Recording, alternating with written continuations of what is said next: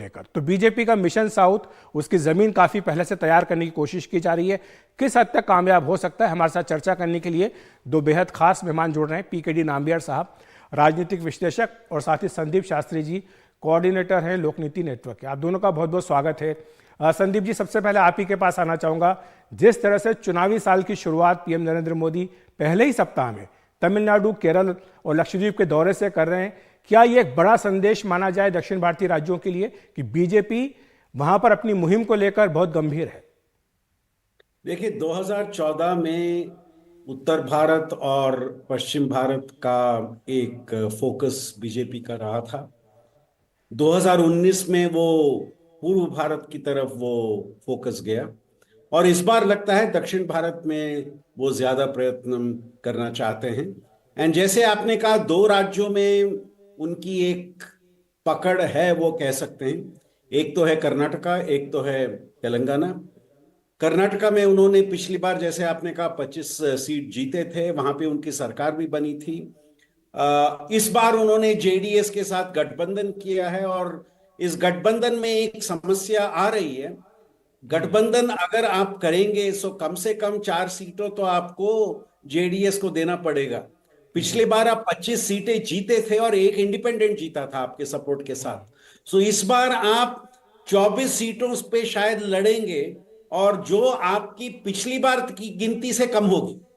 तो एक वो कॉम्प्रोमाइज उन्होंने कर्नाटका में ऑलरेडी कर चुके हैं, क्योंकि उनका लक्ष्य ये है कि कांग्रेस को हमें हराना है किसी तरह से, शायद वो जेडीएस के साथ हो या चाहे अपने आप हो। तो ये एक आप कर्नाटका में रणनीति देख रहे हैं। तेलंगाना में और एक रणनीति है। वहां पे जिस तरह से असेंबली इलेक्शन में बीजेपी ने सीधा बीआरएस और कांग्रेस के बीच का एक ये कंपटीशन बनने दिया, ताकि अगर बीआरएस हारे तो अगले लोकसभा चुनाव में सीधा मुकाबला एक राष्ट्रीय चुनाव में, एक लोकसभा चुनाव में दो राष्ट्रीय पार्टियों के बीच में हो, कांग्रेस और बीजेपी। और बीजेपी को लगा कि ऐसे परिस्थिति में उनको एक एडवांटेज होगा। जब आप तमिलनाडु, आंध्रा की बात कर रहे हैं, मुझे लगता है बीजेपी का लक्ष्य 2019 नहीं है, बट उनका, आई एम सॉरी, 2024 नहीं है, बट उनका लक्ष्य 2029 है। इस चुनाव में थोड़ा इंपैक्ट दोनों राज्यों में करने का कोशिश करेंगे, बट अभी तो बहुत जल्दी, अब बहुत कम समय है कि कोई स्प्लैश इन दो राज्यों में कर सकें, क्योंकि उनकी दोनों राज्यों में सीनियर पार्टनर कोई नहीं है। बिल्कुल केरला जी, में मैं आपको रोकूंगा क्योंकि पीकेडी नाम्बियार साहब भी हमारे पास हैं और हम केरल के बारे में उनसे बात कर लेते हैं, क्योंकि बाकी सब राज्यों की बात हो चुकी है। केरल में जिस तरह से लेफ्ट और कांग्रेस के बीच की टक्कर है, और काफी कड़ी टक्कर है, इस बार लेफ्ट की कोशिश है कि जो कांग्रेस ने सीटें जीती थी उनसे छीनी जाएं। क्या वहां पर बीजेपी के लिए कोई स्कोप बनता है? क्योंकि हम पिछले 2-3 साल से देख रहे हैं कि पार्टी बहुत गंभीर होकर प्रयास कर रही है, सद्भावना यात्रा निकाली जा रही है, ईसाई और मुस्लिम समुदाय के पास जाया जा रहा है, उनके घर घर पे जाकर के त्योहारों की बधाई दी जा रही है।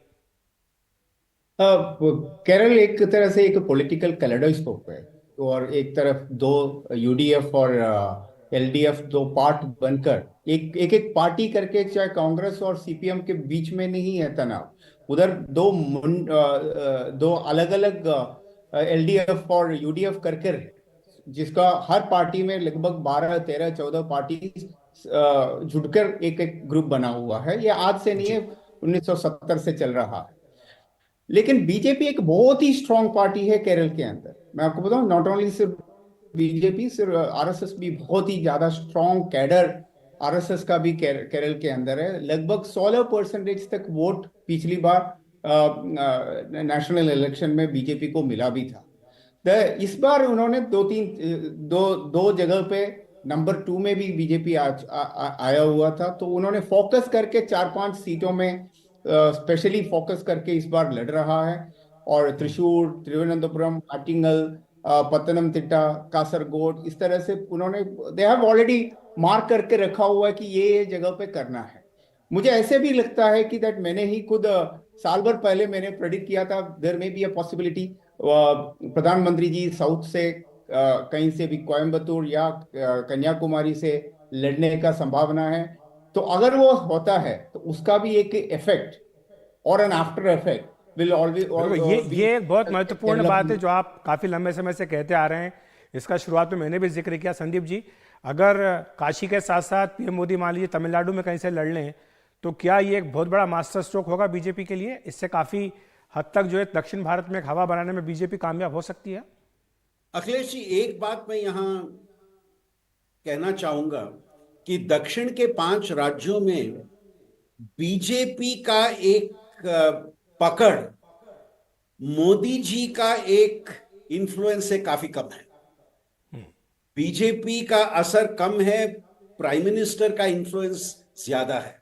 आप किसी भी सर्वेक्षण में देखिए, वोट सपोर्ट बीजेपी को जितना मिलता है और प्राइम मिनिस्टर मोदी को जितना सपोर्ट मिलता है, प्राइम मिनिस्टर को ज्यादा सपोर्ट मिलता है, पार्टी को वहां कम सपोर्ट मिलता है।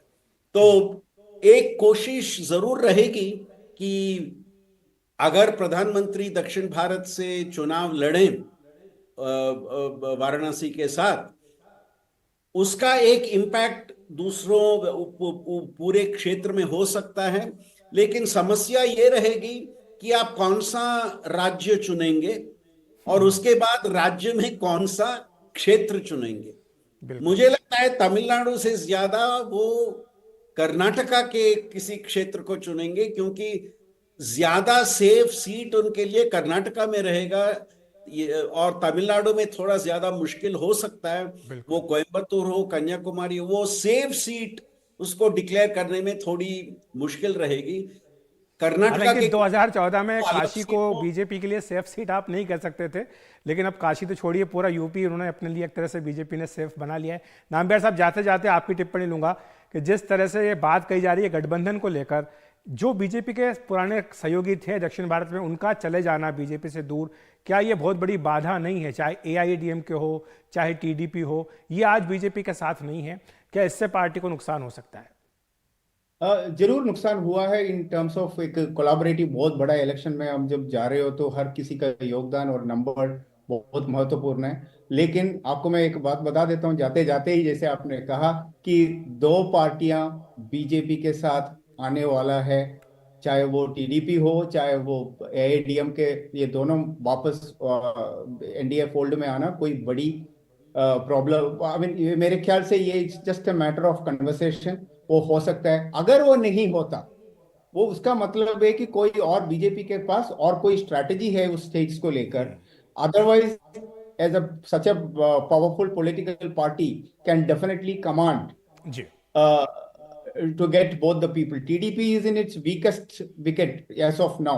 AIDM के का भी कोई बहुत बड़ा कोई वो चल ही नहीं रहा। तो मुझे लगता है माफी चाहता हूं नामबिहार साहब, समय इतना ही है। आपका बहुत बहुत धन्यवाद, और शास्त्री जी आपका भी शुक्रिया हमारे साथ जुड़ने के लिए, विस्तार से समझाने के लिए कि साउथ इंडिया को लेकर बीजेपी का जो मिशन है उसमें किस हद तक उसको कामयाबी मिल सकती है, क्या क्या अड़चनें आ सकती है।